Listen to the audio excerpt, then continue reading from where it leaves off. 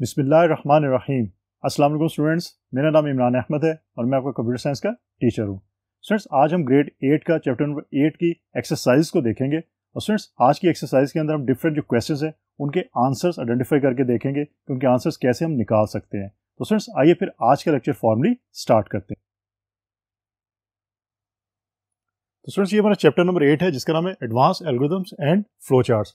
Previous lectures अगर आपको याद हो तो हमने टॉपिक वाइज इसके लेक्चर्स एंड कर लिए थे। आज हम इसकी एक्सरसाइज को स्टार्ट करेंगे और देखेंगे कि एक्सरसाइज के अंदर हमारे पास कौन से क्वेश्चंस अवेलेबल हैं और उनके फिर आंसर हम कैसे आइडेंटिफाई कर सकते हैं। सो एक्सरसाइज ए है हमारे पास multiple choice questions mean MCQs, कि आपके पास एक स्टेटमेंट अवेलेबल होती है और उसके बाद आपके पास डिफरेंट ऑप्शंस अवेलेबल हैं। आपने बेस्ट ऑप्शन या सिलेक्ट करनी है on the basis of statement. Students, इसके अंदर कुछ टिप्स हैं। वो टिप्स क्या है कि आपने स्टेटमेंट को अच्छी तरह रीड आउट जरूर करना है। रीड आउट करने के बाद आइडेंटिफाई करेंगे ये स्टेटमेंट किस एरिया से या किस टॉपिक से ली गई है। फिर उस टॉपिक या उस एरिया से रिलेटेड जो हमने लेक्चर लिया था उस लेक्चर के कॉन्सेप्ट्स को माइंड में लेके आए और फिर देखें कि आपका क्या आंसर हो सकता है। उसके बाद आपके पास जो ऑप्शंस मौजूद हैं, अगर इस केस में आपके पास ए बी सी 3 ऑप्शन मौजूद हैं, तो आपने तीनों ऑप्शंस को एक दफा रीड आउट जरूर करना है अच्छी तरह। ऐसा नहीं कि अगर आप ये समझते हैं कि ऑप्शन नंबर ए है सही है तो आपने उसको सिलेक्ट करिए और बी और सी को आपने रीड ही नहीं किया। आपने तीनों को रीड आउट करना है, क्योंकि कुछ क्वेश्चंस के अंदर ऐसा भी होता है कि आपकी ऑप्शन ए भी ठीक होती है, ऑप्शन बी भी सही होती है और ऑप्शन सी में लिखा होता है कि ऑल ऑफ द अबव। तो इसका मतलब है कि जितनी भी आपकी ऑप्शंस मौजूद है मीन ए बी, वो भी दोनों सही हैं। तो उस केस में आपका आंसर सी होगा। अगर आपने ए को सिलेक्ट कर लिया तो उस केस में आपका फिर आंसर गलत हो जाएगा। तो ये चीज़ आपने याद रखनी है और इनकी बेसिस के ऊपर जब आप आंसर आइडेंटिफाई करेंगे तो आपका आंसर इंशाल्लाह गलत नहीं होगा। So number 1 is which of the following is also known as Euclid's algorithm. एक स्पेसिफिक एल्गोरिथम का नाम है यूक्लिड्स। इसमें से कौन सा जो आपका एल्गोरिथम है वो यूक्लिड्स एल्गोरिथम कहलाता है। Number 1 is finding square root of number. Number B is finding HCF of 2 numbers. C is testing whether a given number is prime और नॉट। तो स्टूडेंट्स याद रखिएगा, यूक्लिड्स जो है वो आपका एचसीएफ एल्गोरिथम को कहते हैं। तो आप इसको जो है वो सर्कल कर सकते हैं और ऑप्शन बी जो आपकी इस केस में this is the best option. अब देखते हैं स्टूडेंट्स नंबर 2 के ऊपर हमारे पास कौन सी स्टेटमेंट अवेलेबल है और उसकी जो बेस्ट ऑप्शन है उसको हम कैसे आइडेंटिफाई कर सकते हैं। So let's C.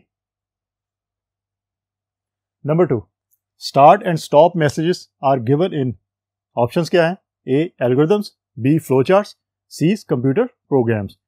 स्टूडेंट्स, हम लोगों ने एल्गोरिथम्स और फ्लो चार्ट के बारे में बहुत डिटेल से अपने लेक्चर्स के अंदर देखा था और आपको याद होगा कि हमने जब फ्लो चार्ट डिजाइन किए थे हमने उसके अंदर क्या किया था, हमने एक टर्मिनल का सिंबल यूज किया था और उसके अंदर हमने स्टार्ट लिखा था और एंड के ऊपर मीन बिल्कुल बॉटम के ऊपर हमने दोबारा टर्मिनल का एक सिंबल यूज किया था और उसमें हमने स्टॉप लिखा था।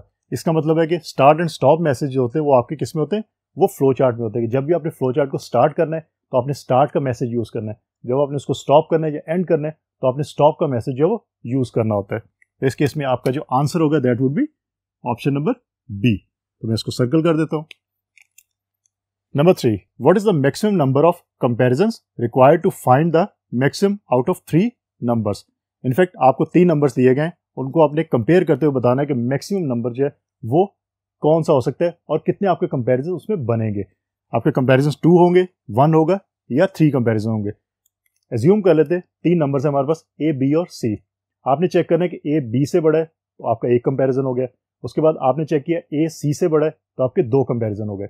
अब अगर ए बी से भी बड़ा है और ए सी से भी बड़ा है तो आपके पास मैक्सिमम जो नंबर है वो ऑलरेडी आ जाएगा। तो इसका मतलब है कि आपको सिर्फ 2 कंपैरिजन करने की जरूरत पड़ेगी, आपको 1 और 3 करने की जरूरत नहीं पड़ेगी। तो इस केस में आपका आंसर जो है that would be option number A. तो स्टूडेंट्स ये थे हमारे पास एमसीक्यूज जिसमें आपको स्टेटमेंट अवेलेबल होती है। आपने स्टेटमेंट को रीड आउट करके आपने आइडेंटिफाई करना होता है कि बेस्ट आंसर कौन सा है। तो अच्छी तरह इसको याद रखिएगा कि स्टेटमेंट को आपने अच्छी तरह रीड आउट करना है और ये समझना है कि वो स्टेटमेंट आपकी किस एरिया से या किस टॉपिक से ली गई है। फिर उस टॉपिक के कॉन्सेप्ट्स को माइंड में लेके आए और फिर आंसर लिखिएगा तो आपका आंसर जो है वो गलत नहीं होगा। अब एक्सरसाइज बी की बात करते हैं। Fill in the blanks. The output of a algorithm is dash. Mean इसके अंदर आपको एक स्टेटमेंट अवेलेबल है और उसके साथ एक ब्लैंक स्पेस है उस स्टेटमेंट के अंदर। आपने उस ब्लैंक स्पेस को किसी भी अप्रोप्रिएट कीवर्ड के साथ जो फिल आउट करना होता है। तो स्टूडेंट्स इसको भी अगर आपने लेक्चर्स अच्छी तरह लिए तो आप ये फिल आउट भी इजीली कर सकते हैं, लेकिन उसके लिए लेक्चर्स के अंदर जो आप कॉन्सेप्ट आपको दिए गए थे वो कॉन्सेप्ट आपको अच्छी तरह याद होने चाहिए। सो नंबर 1 को देखते हैं। The output of a algorithm is dash. इस एल्गोरिथम की आउटपुट क्या आएगी वो आपने यहाँ पे मेंशन करना है और जो आपके पास अवेलेबल ऑप्शंस है 1, 55, 0, I mod 2, तो इनमें से कोई भी एक आंसर आप यहाँ पे मेंशन करेंगे। तो लेट्स सी कि आपका एल्गोरिथम क्या कह रहा है। स्टेप 1 के अंदर है कि सम के अंदर आपने 0 वैल्यू जो सेव करवा दी, मीन आपने इनिशियलाइज कर दिया सम को 0 के साथ। नेक्स्ट देखते हैं स्टेप 2 के अंदर फॉर लूप आपने लगाया और लिखा है I is equal to 1 to 10 कि आपका लूप 1 से लेके 10 तक जो चलेगा। सो let's C next step number 3, सम के अंदर आप सम प्लस आई कर रहे हैं।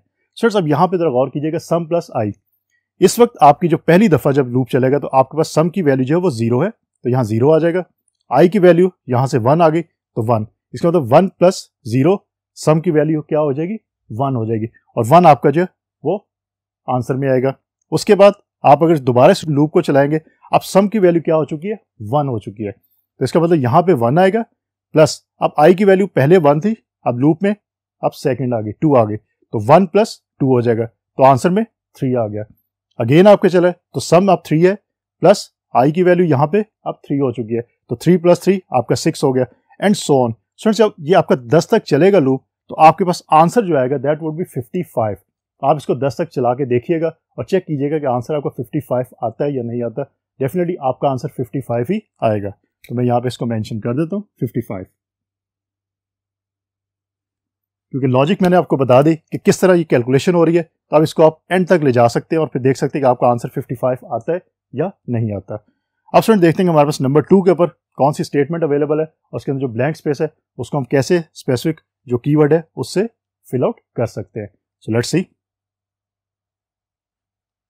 So number 2, the sum of an even number of terms of the below sequence of number is dash. Students अब यहाँ पे देख सकते हैं 1, -1 है, 2, -2 है, 3, -3 है, एंड सो ऑन। तो आपके ये जो सम होगा इसका, एक वैल्यू आपकी माइनस की है, एक प्लस की है, तो सम आपका क्या होगा, 0 ही होगा। तो यहाँ पे आपका जो आंसर आएगा दैट वुड बी 0। तो मैं यहाँ पे मेंशन कर देता हूँ। Number 3, the following algorithm will print the sequence 1, -2, 3, -4, 5, -6 up to 11, -12 if the blank is filled by dash। Mean blank space को आप किस चीज से फिल आउट करेंगे कि आपके पास रिजल्ट जो है वो ये आए। तो स्टूडेंट्स देखते हैं हमारे पास एल्गोरिथम क्या कह रहा है हमें। स्टेप 1 के अंदर फॉर आप यूज कर रहे हैं रूप i is equal to 1 to 12 तक, देन आपने यहाँ पे यूज करनी है कोई भी जो अप्रोप्रिएट कीवर्ड होगा वो यहाँ पे आप यूज करेंगे, वो उसका रिजल्ट होना चाहिए is equal to 0, then print i into -1। तो स्टूडेंट्स यहाँ पे जो आप मेंशन करेंगे वो होगा आपका i mod 2। तो यहां पे मैं लिख देता हूं i mod 2। i की वैल्यू आपको यहां से मिलेगी 1, 2, 3, 4, 5 अप टू 12 तक, और mod 2 चेक होगा, और अगर 0 के इक्विवेलेंट है तो फिर i की वैल्यू के साथ क्या मल्टीप्लाई हो जाएगा, -1 मल्टीप्लाई होगा, और आपको रिजल्ट में नजर आ जाएगा। स्टूडेंट्स देख सकते हैं इस सीक्वेंस के अंदर क्या है, आपके जो 2, 4, 6, 12 इस तरह की जो आपकी वैल्यूज है, मीन इवन नंबर्स आपकी जो वैल्यूज है, या जो 2 पे आपकी डिवाइड हो रही है वैल्यूज, इनफैक्ट वो वैल्यूज आपकी जो है वो माइनस के अंदर है, तो इसलिए आपने i mod 2 किया हुआ है। जो उस पर डिवाइड होती है उसको आपने मल्टीप्लाई करना है -1 के साथ, बाकी वैल्यूज को आपने मल्टीप्लाई नहीं करना, वो एज इट इज आपकी रिजल्ट में आ जाएंगी। तो आपका ये सीक्वेंस जो है इस एल्गोरिथम के अगेंस्ट जो रिजल्ट में आ जाएगा। तो इस तरह आप इसको याद रखिएगा और इसको करके भी देखिएगा। अब स्टूडेंट देखते हैं हमारे पास जो नेक्स्ट नंबर 4 के ऊपर कौन सी स्टेटमेंट अवेलेबल है और उसके अंदर जो ब्लैंक स्पेस है उसको हम कैसे किसी अप्रोप्रिएट कीवर्ड के साथ फिल आउट कर सकते हैं। सो लेट्स सी। तो स्टूडेंट नंबर 4 की बात करते हैं। The number of times the below algorithm prints yes is कितने, मीन कितने टाइम, 1 दफा, 2 दफा, 3 दफा, 4, 5, 10, 15, 20, कितनी दफा जो है यस को प्रिंट करवाएगा ये एल्गोरिथम। सो लेट्स सी, पहले एल्गोरिथम को समझते हैं, उसकी लॉजिक समझते हैं, और फिर देखते हैं कि कितनी दफा जो है प्रिंट करवाएगा यस को। स्टेप 1 के अंदर फॉर लूप आप यूज करें 1 i is equal to 1 to 10 तक। स्टेप 2 के अंदर आपने एक और फॉर लूप यूज किया j is equal to 1 to 20 तक। स्टेप 3 में हमने कहा if i plus j is equal to 30 then print yes, otherwise print नहीं होगा। तो ये चीज याद रखिएगा, आपकी ये कंडीशन i प्लस j 30 के इक्विवेलेंट होना चाहिए, फिर आपका जो है वो प्रिंट यस होगा, अदरवाइज नहीं होगा। अब स्टूडेंट आप देख सकते हैं जब आपका लूप फर्स्ट टाइम चलेगा तो i की वैल्यू होगी 1, j की वैल्यू भी 1 होगी, तो 1 + 1 2 होगा, वो 30 के इक्विवेलेंट नहीं है, तो यस प्रिंट नहीं होगा। नेक्स्ट टाइम i की वैल्यू 1 ही होगी, j की वैल्यू 2 हो जाएगी, तो 1 + 2 3 बनेगा, फिर भी 30 नहीं है, एंड सो ऑन। तो पहले 1 से 20 तक ये चलेगा, फिर इसकी वैल्यू 2 होगी और देन ये चलेगा, एंड सो ऑन।